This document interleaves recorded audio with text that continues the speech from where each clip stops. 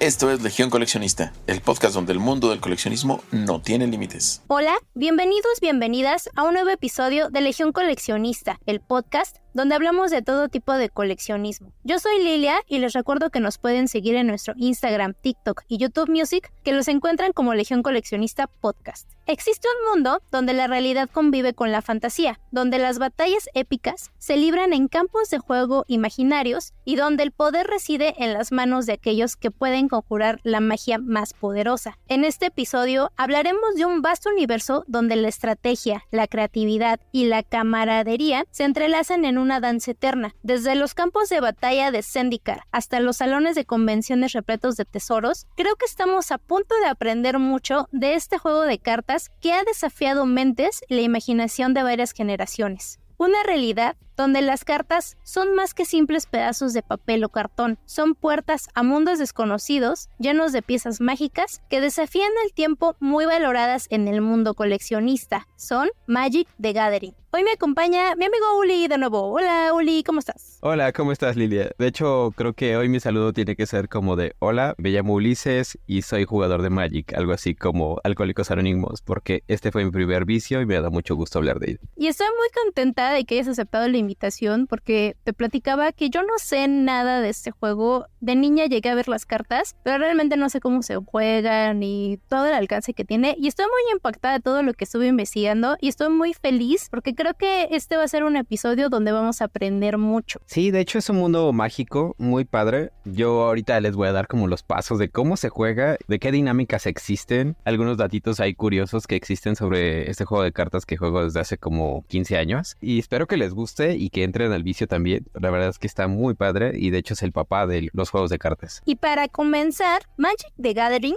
comúnmente abreviado como Magic o MTG, es un juego de cartas coleccionable creado por el matemático y diseñador de juegos Richard Garfield y lanzado por primera vez en 1993 por Wizards of the Coast. Es un juego de estrategia en el que los jugadores asumen el papel de poderosos magos conocidos como Planeswalkers. Cada jugador construye su propio mazo de cartas a partir de una colección de miles de cartas diferentes, cada una con su propio conjuro, criatura o hechizo. El objetivo del juego es reducir los puntos de vida del oponente a cero, utilizando cartas para invocar criaturas, lanzar hechizos y desplegar tácticas estratégicas. Los jugadores alternan turnos, durante los cuales pueden jugar cartas, atacar a sus oponentes y defenderse de los ataques entrantes. Desde los rincones más oscuros de la mente de su creador hasta las mesas de juego de aficionados y profesionales, Magic: The Gathering ha trascendido las fronteras de un simple juego de cartas que ha definido generaciones para convertirse en un fenómeno cultural sin igual. Yo lo resumí mucho, pero ¿puedes por favor ampliar un poco más el contexto para que entendamos por qué era muy necesario hacer este episodio? ¿Qué es eso que lo hace tan especial y coleccionable? Porque aunque tiene su versión digital, ha sobrevivido a la modernización de los juegos de rol. ¿Y también nos puedes explicar un poquito mejor y más cómo se juega? Claro, es un juego muy padre, literalmente es un juego de cartas en donde tú tienes tu librería, o bueno sí, tu librería, tu baraja. Ajá. Esta baraja, de hecho, como dato curioso, la parte del reverso simula a un grimorio, que es como un círculo, un portal, que tiene sus puntitos de cada uno de los colores que representan al mana del juego. Y literalmente eres un hechicero o un planeswalker lanzando hechizos para disminuir la vida de tu oponente. Existen varias modalidades, así como las más importantes son la Vintage, la Standard, la Moderna, la Commander, la Legacy y bueno, la Arena, ¿no? Que es la más moderna. Algo así curioso es que varios de estos estilos pues se parecen entre sí. Algunos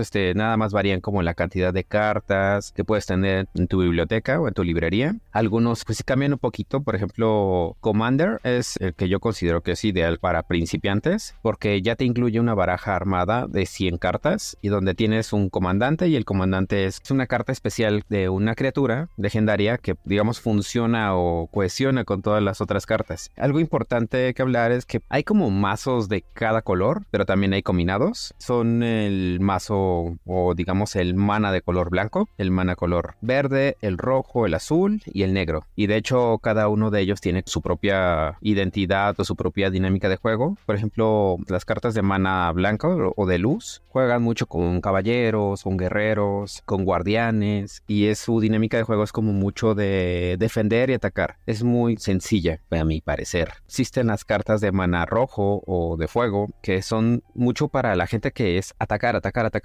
La dinámica de las cartas de fuego es generar el mayor daño posible. También tenemos las cartas color verde o las de bosque, que esas se dedican mucho a tener criaturas enormes o a generar ejércitos en nada de tiempo. O sea, es como generar volumen para destruir a tu enemigo. Están las cartas de oscuridad, que son mucho como destruir criaturas y jugar con zombies, con muertos. Y de hecho es mi tipo favorito de cartas, porque juego con decks de vampiros. Y por último están las cartas azules, que son las más odiadas de todos, porque son cartas que juegan con la cuarta pared. Son cartas que son de quitarle cartas al oponente o quitarle la jugada al otro o generar una jugada extra. Esas son las 5 tipos de maná sobre las que se mueve Magic. Y bueno, ahora les voy a platicar un poquito de cuáles son los pasos, que creo que es lo más básico. Entonces, cada juego se divide por turnos. Digamos que empiezas, tienes que barajar tu baraja y la tienes que compartir con tu compañero. El compañero la tiene que dividir, ahora sí que para que quede registrado que tú no metiste ahí una carta hasta arriba y lo que sea.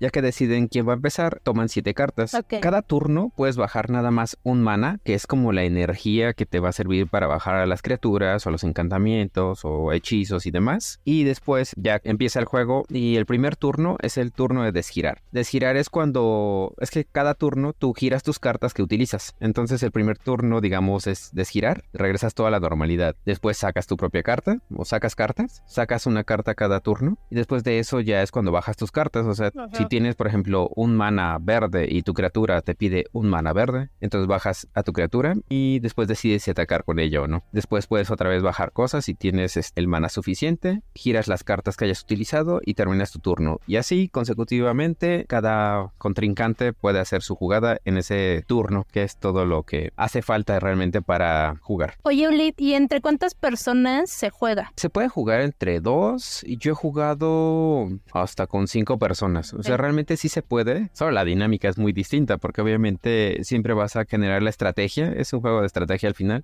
Tienes que decidir quién es el rival más débil o tienes que aliarte con otro. Así como yo no te ataco, pero tú ayúdame a derrotar a este que está muy rudo, ¿no? ¿Y cuánto dura cada juego? Puede durar horas. O sea, puede ser que un juego tú lo puedas ganar en una jugada, en 2 jugadas, que ya es algo muy pro. De hecho, en los torneos regularmente lo que pasa es que las jugadas se acaban en 8 turnos, pero realmente yo he jugado 2 horas y a veces hasta nos falta tiempo para terminar el juego. Y es que este juego de estrategia en el que los jugadores asumen el papel de poderosos magos que convocan criaturas, lanzan hechizos y despliegan tácticas para derrotar a sus oponentes, fue lanzado en un momento en que los juegos de mesa y los juegos de cartas estaban experimentando un resurgimiento en popularidad. Inspirado en juegos de rol como Dungeons and Dragons, Calabozos y Dragones, Magic ofreció una experiencia única que combinaba estrategia, competencia y creatividad. Cada carta representa un elemento único del juego, desde criaturas mitológicas hasta poderosos hechizos y artefactos místicos. ¿Qué elementos las hacen tan atractivas para los coleccionistas? ¿Son acaso las ilustraciones, sus textos? ¿Y cuál es tu carta de Magic favorita y por qué, Uli? Creo que primero te voy a contestar de qué es lo que hace coleccionable, porque no lo respondí en la anterior por clavármele. Sí, justamente estaba pensando eso. Pero están conectados, así es que no pasa nada. Al final, creo que lo coleccionable o lo que los hace tan coleccionable, aparte de que las ilustraciones son muy buenas, o por lo menos cuando empezó toda esta magia de Magic, las ilustraciones eran increíbles, contrataban así ilustradores increíbles. Ahorita siento que de repente están sacando muchos decks que son, no sé, como para cumplir o para tener fanservice. De repente ya no, las ilustraciones no están tan chidas, pero aún así en realidad siguen manteniendo eso, de que las ilustraciones son increíbles. También detrás de cada saga o de cada bloque que tiene Magic, también hay una historia, hay libros, hay novelas, hay cómics que respaldan esta historia, y creo que eso también es muy interesante, muy padre, porque no es como que nada más estás jugando cartas, sino que estás jugando dentro de un lore más grande, y eso la verdad a mi gusto es fabuloso, es increíble. Otra cosa que creo que es parte de lo que a mí me generó el vicio, de hecho, es que de verdad tienes que generar una estrategia para ganar al otro. A veces tú incluso puedes generar como una estrategia increíble donde ya le bajaste los 20 o 40% puntos dependiendo de qué dinámica estés jugando. Y de repente el otro te da un volteón donde te baja 40 puntos de vida y tú dices, ¿qué?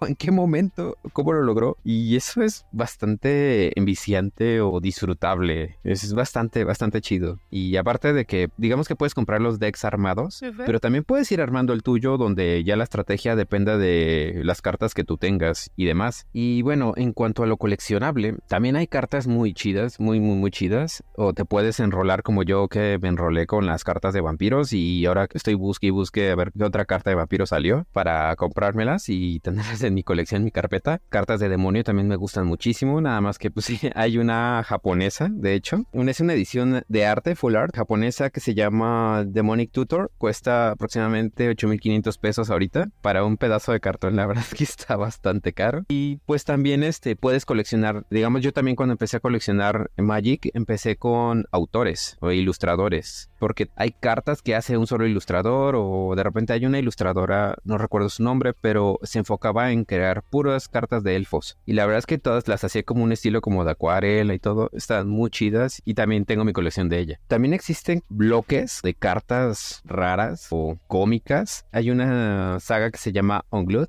como despegado. Y la Unglued, por ejemplo, tiene cartas que su dinámica de juego es tienes que aletear y cacarear para que tu carta pueda volar. O, por ejemplo, hay otra que es de si el otro jugador no te pidió permiso de manera adecuada y te pidió por favor poner su criatura o su magia no funciona en el juego y tiene que sacarla del juego. O, por ejemplo, hay uno que está muy bonito y de hecho recomiendo que busquen mucho el arte. Es como el Exodia de Magic. Se llama Big Fury Master o el Gran Monstruo Peludo. La pueden buscar como BFM y es básicamente un monstruo que tiene 99 de vida con 99 de ataque y básicamente el promedio de ataque y defensa es de 3 en todas las criaturas. 99 es prácticamente ya ganaste el juego y es una criatura así peluda, bonita, una carta que de hecho son 2 cartas y están muy padres. O sea, realmente creo que esa es la magia de Magic, que cada carta en verdad tiene su propia magia. Y ya la pregunta que me decías de cuál es tu carta favorita, tengo 2 cartas favoritas. La primera es Sengir Vampire, es un vampiro. Ahora sí que la característica que la hizo mi favorita es que fue mi primera carta legendaria en la vida y también fue la primera con la que decidí empezar a jugar con vampiros. Y la otra carta favorita que tengo es una que es más como de carácter sentimental, se llama Híbrido Grotesco y haz de cuenta que es una carta que cuando jugaba con mi hermano siempre era de, si te gano me la vendes, ¿cuánto me pides por ella? Porque me gustaba mucho el arte. Y a la mera hora mi hermano siempre era de, no te la vendo, ¿no? Es mía y ya. Y un día decide de la nada, me dice, toma. Y yo, ¿qué? Sí, toma. Y ya que veo la carta que es el Híbrido Grotesco, fue así como de, no manches, muchas gracias. Dice, sí, la querías y ahora es tuya. Ya. Fue muy de carácter sentimental y aparte es algo que me conectó mucho con mi hermano. Pero, a ver, Uli, yo tengo recuerdos vagos de mi infancia cuando mi papá me llevaba a las convenciones. Y la verdad me intrigaba mucho, me intriga hasta la fecha estos torneos tan geniales que se hacen, que hay gente que ya se dedica totalmente a eso y viajan por el mundo y les pagan y está muy cool. Pero a ver, yo veo que te venden las cajas y en ese entonces de mi infancia te vendían los sobres. Supongo que siguen vendiendo los sobres. No sabes qué cartas te van a salir. ¿En el deck de la caja es igual o ya compras, digamos, toda la colección de todas las cartas de esa serie? Los decks ya incluyen las tierras y las cartas de criaturas con las que puedes jugar, tanto las Commander como las Starter Pack como los normales, ¿no? Las cartas normales. Sí, venden los sobres y justamente venden 2 tipos de sobres para armar, creo que Booster Packs, que son para seguir creciendo tu deck o tu biblioteca, y venden las Collector Pack. Las Collector Pack son cartas mucho más raras, más complicadas de que te salgan. Yo sé que vas a hablar más adelante de eso, pero solamente la carta del anillo único solamente salía en un Collector Pack, pero un Collector Pack cuesta el doble o triple de lo que te cuesta una caja normal de sobres. Entonces, digamos que es más inversión, pero hay más posibilidad de tener cartas mucho más caras, más coleccionables y más raras. Y es que te digo mucho esto de mi infancia, porque también recuerdo que tienen como un olor muy característico. Sí. O me lo estoy imaginando, no, porque sí. Yo decía, sí, es que huelen bonito, huelen a magia. Es como este olor de carro nuevo. Sí. Igual es así cuando abres tu sobrecito, así es como de... cartón caro, me encanta. Sí.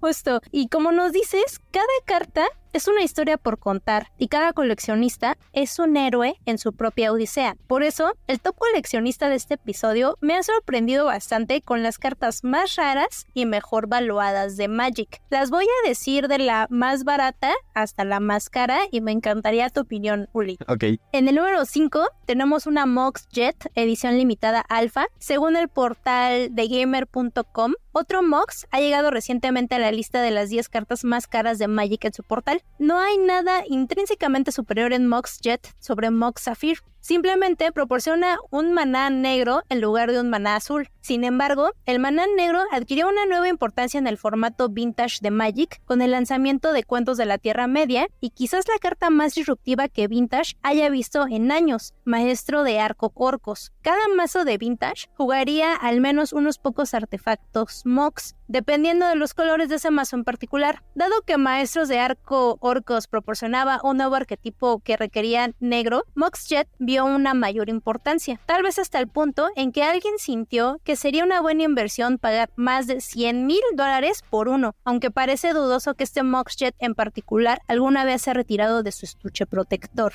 Y está bien bonita, es como un... Es un medallón. Exacto. De hecho, hay una serie de cartas que justamente hacen juego con esta de Mox Jet, que son como una de cada color y todas son medallones. La verdad, yo no sé, creo que tiene que ver con que era como la primera edición, la alfa, el valor que tiene, y también que en su primera edición eran raras las cartas que te daban mana así de la nada. Entonces yo creo que de ahí radica el precio de esta carta y bueno, de que está bonita, pero esta fíjate que es la que no me explico por qué cuesta tanto. Este está en un protector, pero yo me metí a eBay y la busqué así y dije a ver qué pasa, y hay una en eBay que cuesta $9,696. Wow, son aproximadamente 166,598 pesos mexicanos. O sea, sí hay diferencias. Yo creo que, como dices, es la primera edición o algo ahí pasa. Es que no sé, yo no pagaría tanto por una tarjeta, pero me está pasando lo mismo que cuando hicimos el capítulo de Coleccionando Béisbol, que César igual nos decía que no, sí, inviértale a las tarjetas. Pues ya mejor me dedico a esto. No, es que es la verdad, sí me pongo a pensar muchas cosas. No, sí, mi cuñado se dedica a coleccionar cartas de Pokémon y de repente cuando me cuenta así de, es que conseguí la edición de Pikachu del Museo del Louvre, que es como estilo Van Gogh, Ajá. y la mandé a certificar y todo, y yo así, ¿cuánto vale esa cosa? Y ya cuando me dicen los precios a lo que se elevan después de certificarlo, es un negociazo. Sí. La verdad es que sí, eso de revender y demás está muy chido, y de hecho es donde también encuentras que el Collector's Pack realmente no está tan caro. En el número 4 tenemos una que se llama Copy Artifact. Esta carta ha alcanzado enormes cifras de $100,000 en círculos de coleccionistas, según el portal Auraprint. Este encantamiento fascinante, con un modesto costo de apenas 2 manás, tiene el poder de forjar una réplica de cualquier artefacto que elige imitar, una habilidad tan directa como sugiere su nombre. Posee un mecanismo de juego único. Al lanzarlo, puedes seleccionar cualquier artefacto que esté actualmente en juego para replicarlo. El encantamiento entonces se transforma en una réplica exacta del artefacto elegido con las mismas características y habilidades. Asume la identidad tanto de un artefacto como de un encantamiento, convirtiéndose en un artefacto encantamiento sujeto a cualquier efecto que afecte al tipo de permanente. La versatilidad de esa carta es su sello distintivo, ofreciendo a los jugadores la libertad de adaptarse a un campo de batalla cambiante, replicando artefactos que se ajusten a sus necesidades. Esta habilidad ha crecido en poder a medida que el universo de Magic the Gathering ha introducido una variedad cada vez mayor de artefactos. La historia de precios de la carta es un viaje fascinante, caracterizado por fluctuaciones significativas antes de superar la notable marca de los $100,000. Un aspecto intrigante de la carta es su presencia en la lista de reservas, una selección de cartas cuyas impresiones están estrictamente limitadas, asegurando su rareza en Magic. Como resultado, se erige como un símbolo de su época y un tesoro perdurable que captura la imaginación de coleccionistas y jugadores por igual. Y esta, hasta yo la entiendo, te copia todo, ¿no? Sí, básicamente lo que hace es copiarte otra carta, así de, pues me gustó tu artefacto, pues lo voy a usar porque yo lo puedo copiar. Algo que mencionaste de que el valor de esta carta fue fluctuante, es que antes de, ahora sí que en los principios de Magic existían los artefactos que es como uno de los elementos o de los tipos de carta que puedes bajar, pero eran súper raros, no había realmente, o casi no servían para nada, ¿no? Y de repente hubo una expansión donde metieron artefactos, pero hacía lo bruto, sí, de verdad, el 80% de tu deck eran artefactos, y creo que ahí es donde yo creo que empezó a crecer, porque pues básicamente esta carta es la carta maestra, y aparte cuesta muy poco bajarla. Sí, yo creo que de ahí radicó, y también de su rareza, como dice que es una edición que no se imprimió tanto, y porque aparte algo que pasa con las cartas es que a veces imprimen la misma carta pero en otra edición, entonces digamos que ya existe más variedad de la misma carta, y esta carta supongo que es de las que no han impreso tanto. Es como los libros, ¿no? Primera edición, primer año y así, quiero pensar. Sí, algo así. Y por ejemplo, edición alfa se refiere a que es la primera. Sí, justamente, la primera edición se llama alfa, y bueno, en realidad existen 2 primeras ediciones, pero a la segunda sí le pusieron beta, ¿no? Para no perder como esas costumbres de matemáticos, ¿no? Pero realmente también fue primera edición, o sea, no cambió nada con la otra, pero el costo de las cartas entre alfa y beta varía muchísimo. En el número 3 tenemos la Mind Twist, edición limitada alfa. El portal de gamer.com la describe de esta manera: pocas cartas son más brutales que la Mind Twist. No hay mayor sensación de impotencia en Magic que quedarse sin cartas en la mano y poder hacer que tu oponente descarte una mano completa por apenas 8 manas, lo cual es muy poderoso. Por eso, Mind Twist está prohibida en Legacy, pero aún puedes jugarla en Vintage e incluso Commander. Que quiero pensar, Uli, estos son los tipos de juegos que hay. Ajá, son los estilos de juego que hay. Y una vez más, puedes obtener versiones baratas de esta carta de sets posteriores por solo unos pocos dólares. Pero según MTG Goldfish, una impresión alfa de Mind Twist se vendió por más de $200,000 en su época. ¡Wow! Y de hecho está chistoso porque esta carta, a pesar de que es color negro, tiene toda la dinámica de una carta color azul, que se dedican como justo a eso, a dejarte sin cartas. Está muy chida, de hecho, su habilidad. Y pues sí, lo que tiene la edición alfa es que pues al principio, como cualquier cosa, hay muy poquito tiraje y por lo tanto hay pocas cartas de esta. En eBay también me metí porque me gustó, muy intrigada con el tema. Es que quiero entender. Hay una en $4,189, 71,988 pesos mexicanos, y dice: estado sin clasificación, moderadamente jugado, o sea, está usado. Ajá. Pero hay otra que cuesta $2,500, que también está en su case, y en pesos mexicanos serían 42,952 pesos mexicanos. O sea, está más barata, pero está clasificada con una clasificación CGC 7.5. ¿Por qué? Yo creo que es porque el otro lo infló.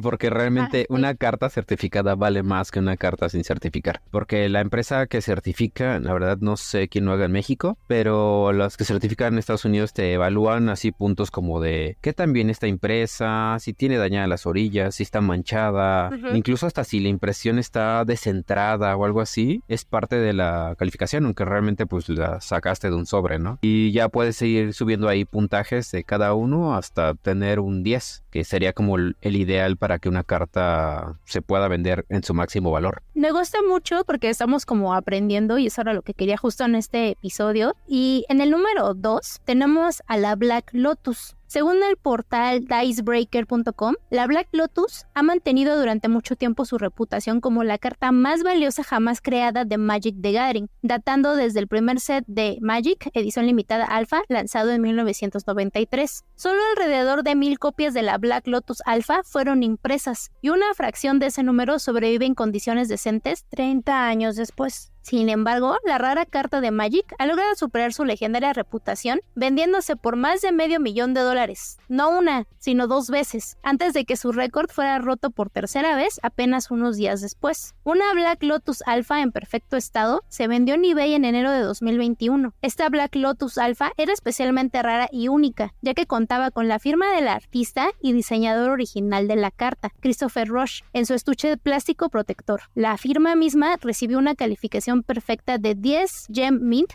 por parte del calificador de cartas PSA, siendo solo una de las 6 Black Lotus en recibir esta condición impecable. Wow. El precio final de venta de $511,100 convirtió a la Black Lotus Alpha autografiada en la carta de Magic the Gathering más cara jamás vendida en subasta, antes de que este asombroso récord fuera nuevamente superado en marzo de 2022, después de que otra copia de Black Lotus, también calificada con 10 Gem Mint y con la firma de Rush, se vendiera por $540,000. Apenas 8 días después, una prueba de artista del Black Lotus de la edición limitada beta de MTJ, el segundo lanzamiento del juego, superó a ambas cartas Black Lotus Alpha, alcanzando los $615,000 en subasta para convertirse en la carta de Magic más valiosa jamás vendida. La carta calificada como Near Mint Plus 8.5 por CGC estaba autografiada directamente por Roche, a diferencia de los estuches protectores firmados de las cartas que anteriormente establecieron récords, y presentaba un dorso de carta en blanco acorde con las pruebas del artista de dorso blanco proporcionado a los ilustradores de MTJ. Wow. Reclamada como la primera prueba del artista de la Black Lotus beta en aparecer en subasta, la carta tiene un fuerte argumento para ser la carta de Magic más rara y valiosa de todos los tiempos. Si bien las cartas autografiadas son especialmente raras, incluso las versiones no autografiadas de la Black Lotus Alpha alcanzan sumas serias, con MTJ Goldfish estimando un valor máximo de $60,000 al momento de la nota, que es de marzo de 2023. En otro contraste, el portal de Game Rant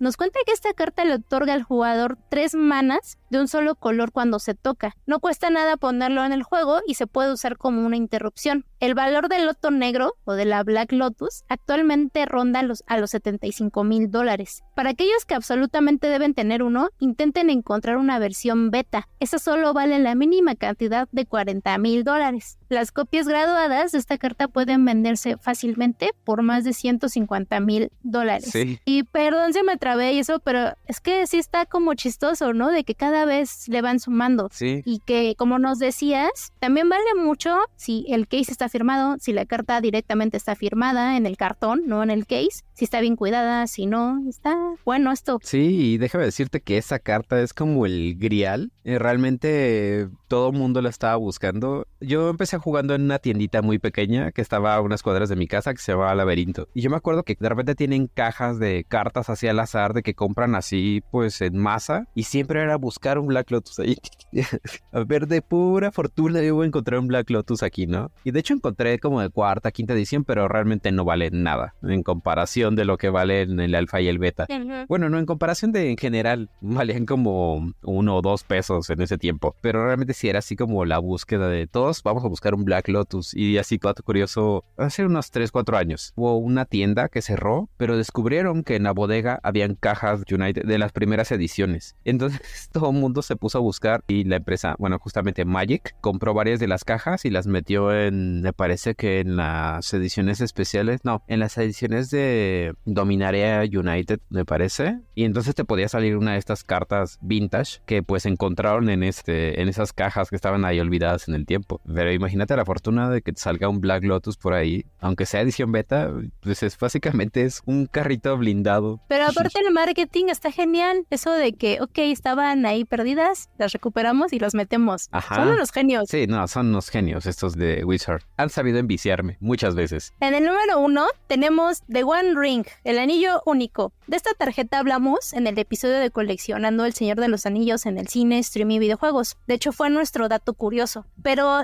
es que es una carta incomparable, inspirada en el legendario Señor de los Anillos, que ahora ostenta el distinguido título de la carta de Magic the Gathering más cara jamás vendida. En tu cara, Black Lotus. Este extraordinario artefacto, nacido del reino de la Tierra Media y dotado de habilidades notables, desafía todas las convenciones, presumiendo una etiqueta de precio que empequeñece incluso los tesoros más poderosos. Ya teniendo la actualización de ese dato curioso de ese episodio del Señor de los Anillos, ahora es conocida como la carta de Magic the Gathering de Post Malone, ese rapero que canta Sunflower, que de hecho ha salido en varios episodios nombrados. O sea, ese señor sí es coleccionista de todo. Sí. El anillo único ha ganado fama fuera del mundo de Magic y del Señor de los Anillos, dejando a los fanáticos de Post Malone curiosos sobre el atractivo de esta carta de juego. No se reveló la cifra en la que Post Malone compró el anillo único. Sin embargo, se cree que el precio superó los $2 millones, cantidad que estaba dispuesta a pagar la compañía de coleccionables Dave and Adams Cardwell, según el portal Sataka.com. Cuando el anillo único entra al campo de batalla, se desencadena un evento cataclísmico. Aquellos que lo empuñan obtienen la máxima protección, una invulnerabilidad que los escuda de todas las cosas hasta el amanecer de su próximo turno. Sin embargo, tal poder conlleva un costo terrible, ya que con cada día que pasa, aquellos ligados al anillo sufren el implacable tributo de su propia fuerza vital. Al comienzo de cada mantenimiento, sacrifican una parte de su vitalidad, perdiendo una vida por cada carga que pesa sobre el anillo único. Aún así, en medio de las sombras, permanece un destello de esperanza, pues aquellos que se atreven a aprovechar su poder pueden aumentar su fuerza. Al imponer una carga adicional sobre el anillo, pueden recurrir a su esencia, obteniendo conocimiento y fuerza. La historia del anillo único es un capítulo reciente en la historia legendaria de Magic, ya que Wizards of the Coast presentó esta creación sin igual en marzo de 2023. Se reveló una versión especial de la carta impresa en élfico como una copia única de una, con el set de Magic Tales of the Middle Earth. El anuncio encendió una tormenta de emociones en internet, similar a un momento del boleto dorado de Willy Wonka en la vida real. Los coleccionistas lucharon con el enigma de cuánto podría valer la carta única en su tipo, redefiniendo los límites de las valoraciones de cartas. El youtuber de MTJ Pleasant Kenobi reflexionó sobre el precio asombroso, comparándolo con la adquisición de una Black Lotus de prueba de artista único, también de Post Malone, por $800,000. Su estimación inicial fue conservadora, sugiriendo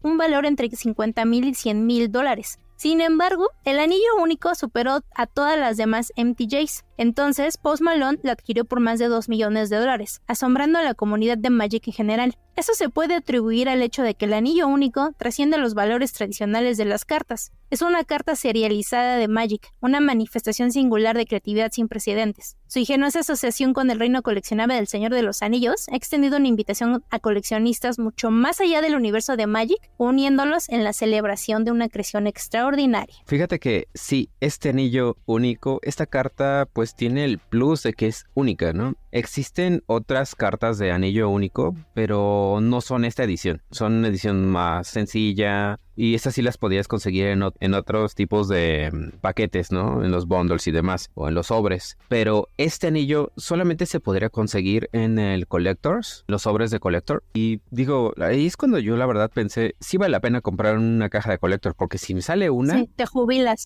Si me sale esta carta, ya tengo la vida resuelta básicamente. No, me jubilo, pongo casas de apuesta, pongo casas de Magic. Y es algo que ha hecho muy bien Magic, es que, digo, a lo mejor a los puristas no les va a gustar, pero ha empezado a jugar con franquicias. Por ejemplo, ahorita que está Fallout, la serie en Amazon, sacó los decks de Fallout de Commander, sacó una que se llama Two Brothers, que es de Optimus Prime contra los Transformers, contra los Decepticons. Ha sacado muchas ediciones así de franquicia. Por ejemplo, de esta del Señor de los Anillos, yo me compré mi deck de Sauron, obviamente, porque Darks. Y realmente creo que es un acierto, y cuando yo escuché que iban a sacar esta franquicia dije, no, se van a volver locos todos. Esos Collector's Packs se van a ir al cielo. Y sí, de hecho, sí, creo que yo las podía comprar en $3,000, algo así. Y ya cuando las busqué después en Amazon y así, estaban en $8,000, $9,000. Obviamente cuando salió la carta del anillo único, todo eso se cayó. Sí. Porque pues era el ideal encontrar esa carta. Sí, volvió locos a todos. Y también algo que me gustó mucho es que hizo voltear a todo mundo con ¿qué es Magic? ¿No? Esta franquicia hermosa que un día los va a enviciar y van a ver. Y con esto que nos cuentas y estos precios del top coleccionista, Uli, ¿cómo se determina el valor de una carta de Magic? ¿Qué factores influyen en su precio en el mercado de coleccionistas? ¿Solo es la edición o que tienen ciertas características o realmente una carta al principio puede valer nada y de repente mucho? Todo.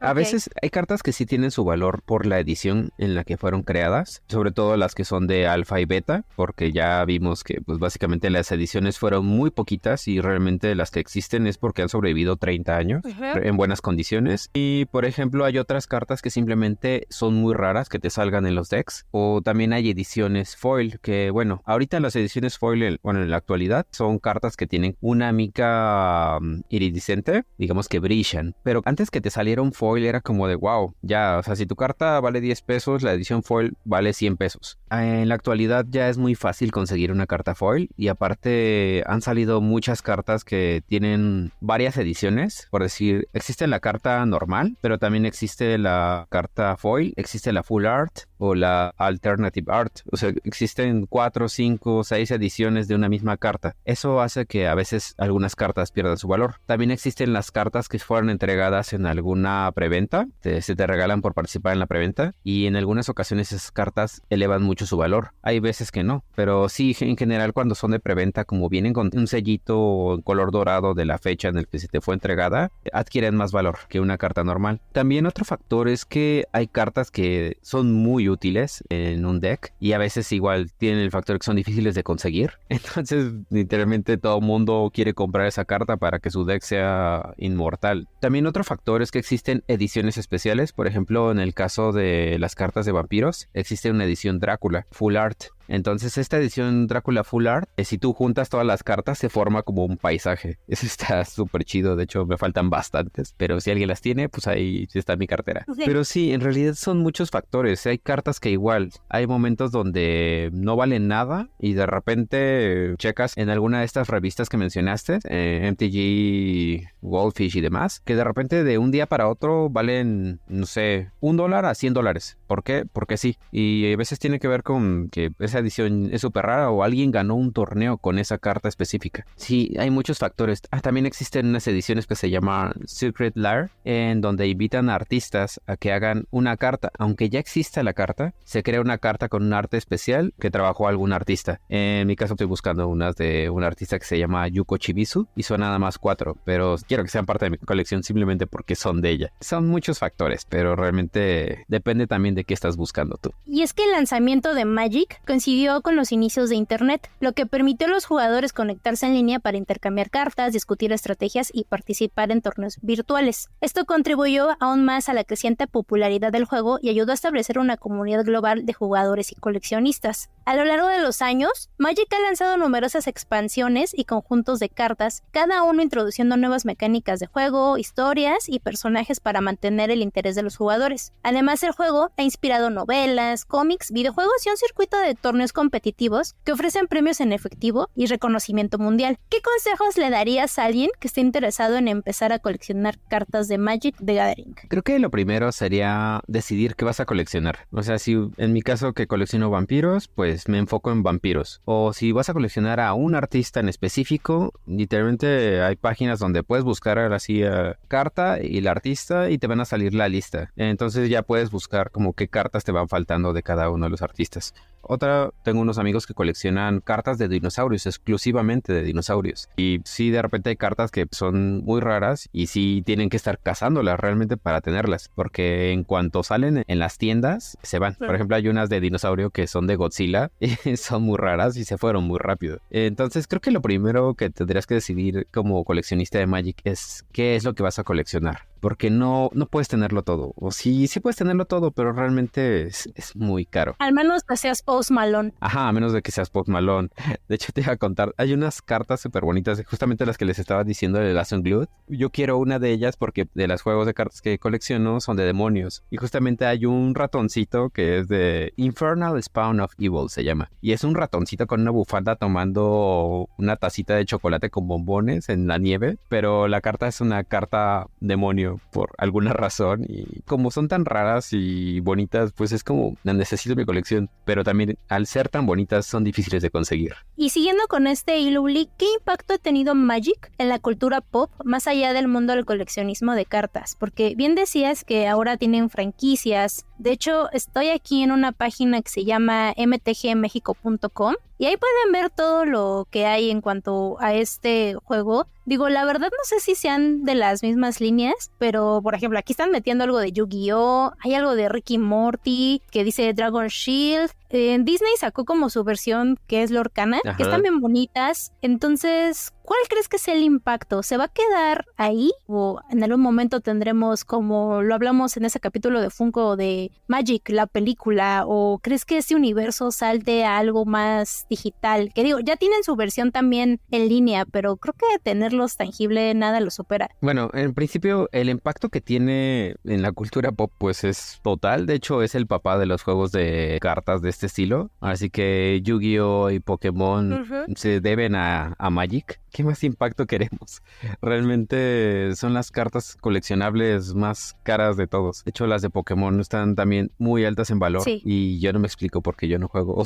Pero han creado creado muchas franquicias, como dices, las de Disney. También hay un par de juegos que son mexicanos nada más, que no recuerdo ahorita su nombre, lo voy a investigar, pero también se crearon con base Magic. Ahora sí que el impacto que va a tener, bueno, que tiene ahorita y que va a tener es todavía muy, muy grande. Y aparte de que te digo que existen novelas, un par de videojuegos, no los he jugado, la verdad, son muy viejitos, pero yo no dudo que en algún momento saquen no tanto el juego de cartas, sino lo que es el lore para sacar películas, ya sea animadas o live action o lo que sea, y nuevos videojuegos basadas en el lore, porque realmente su lore es bastante, bastante bueno. Es muy complejo y está muy chido. Y bueno, yo no dudo que también se siga expandiendo, porque sí, como dices, está muy padre el Magic Arena, está bien, está incluso para aprender a jugar, está muy chido, pero sinceramente esas cartitas con ese olorcito tan rico y el hecho de que abras un sobre y no sepas qué te va a salir, tienen su encanto. Y sobre todo, por ejemplo, ahorita que están saliendo como de franquicias, hace poquito salió uno de otra franquicia poderosa que se llama Warhammer, y la verdad es que están súper chidas y crean dinámicas para que tú con tus amigos te juntes para jugar exclusivamente con esos decks, pues te diviertes, porque aparte son como dinámicas exclusivas para esos decks, están muy, muy chidos. Y en nuestra sección de coleccionando datos, les voy a contar que, según el portal fax.net, afirma que este juego promueve el pensamiento crítico y las habilidades para resolver problemas. Jugar Magic requiere que los jugadores analicen situaciones complejas, tomen decisiones estratégicas y se adapten a circunstancias cambiantes. Estos elementos de juego fomentan las habilidades tácticas, lo que lo convierte en una experiencia mentalmente estimulante. Es por eso que, al igual que otros juegos como el ajedrez, Magic tiene varios formatos oficiales de torneos, incluyendo estándar, moderno, legado, vintage y comandante. Cada formato tiene su propio conjunto de reglas y restricciones de cartas, proporcionando a los jugadores diversas opciones de juego competitivo. Wizards of the Coast estableció un salón de la fama para honrar a jugadores excepcionales y contribuyentes al juego, los cuales son reconocidos por su habilidad deportiva e impacto significativo en la comunidad de Magic. Y quisimos meter este dato porque sí es cierto, hay veces que uno batalla con los hijos, con las hijas de ¿a qué lo meto? O al deporte, al fútbol, a las clases de canto, pero es que creo que esto es una gran opción para los niños y para los chavitos, y se me hace muy interesante esto. Fíjate que mi mamá creció con esa generación de estos juegos son del diablo, entonces mi hermano y yo nos escondíamos para jugar, y la verdad es que sí, es un juego de mucho de habilidad, es mucho de reconocer qué estrategias tienes dentro de tu baraja, porque aparte puede parecer que es pura estrategia, pero hay mucho de azar también. No importa que tengas un deck perfecto si no te salen las cartas perfectas y qué hacer con ellas. Yo estuve viendo ahí un dato curioso de que hicieron que una computadora tratara de buscar estrategias de cómo ganar en Magic, y la computadora puso no computable. Los factores son tan complejos, o la cantidad de factores son tan amplios, que la misma computadora dijo es que no hay una estrategia perfecta para ganar. Bueno, así que si quieren que sus niños tengan gran habilidad para los números y para resolver problemas, creo que Magic es una gran opción, al igual que el ajedrez. Pues para la vida en general, yo estaba leyendo esto y les digo, me clavé más. Obviamente podríamos hacer un capítulo de 8 horas, pero la verdad se me hace muy interesante esto. Entonces,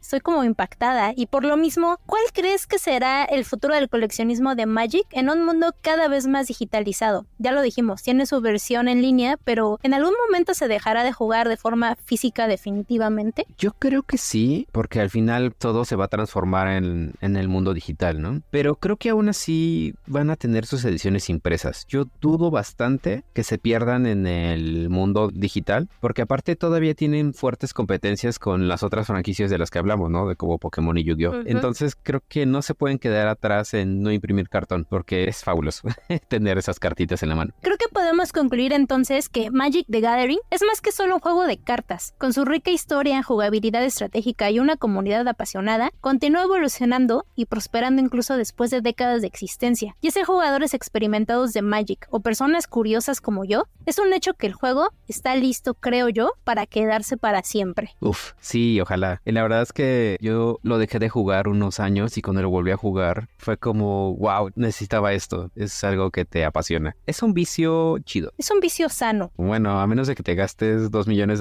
en una carta, pero es un vicio sano. Deja tú que te lo gastes. Imagínate que tienes la suerte de encontrar una de estas cartas, a lo mejor en estos decks nuevos que van saliendo y que supongo en algunos años el top coleccionista cambiará. Pues también es una buena inversión. Sí, bastante. La verdad, a mí me está llamando mucho la atención y yo creo que ya le voy a invertir aquí, ¿eh? Pues la verdad es que sí, es un buen negocio. negocio. Te estaba contando de mi cuñado que hace esto con cartas de Pokémon y con otros tipos de cartas que todavía no llegan a México, están en Japón. Y la verdad me sorprende que de repente se compra cosas y dice, ¿qué pasó? ¿Cómo lo hiciste? ¿No? Y dice, pues es que vendí esta carta y esta la cambié por esta y wow, no puedo creer que sea tan buen negocio. Es que sí, les digo, me pasa lo mismo que en el episodio de béisbol. Yo creo que ya con este proyecto del podcast me voy a dedicar a invertir en cartas de Magic y en tarjetas de deportes. Jalo. Para despedirnos, no olviden seguirnos en Instagram y TikTok, donde nos pueden mandar las fotos de sus colecciones, comentarios, de qué temas quieren que hablemos, etcétera. O se pueden suscribir por favor en Spotify, Apple Podcast y YouTube Music. A mí me pueden seguir en Twitter o X y Threads, estoy como @liamx7. Y Uli, ¿tus redes? A mí me pueden encontrar en X, Threads como Alistair- o como Ulises Fenrir en Instagram. Gracias por acompañarnos, nos escuchamos la próxima semana. Bye. Bye, muchas gracias. Este fue el podcast de Legión Coleccionista. No olvides seguirnos en nuestras redes sociales. Hasta la próxima.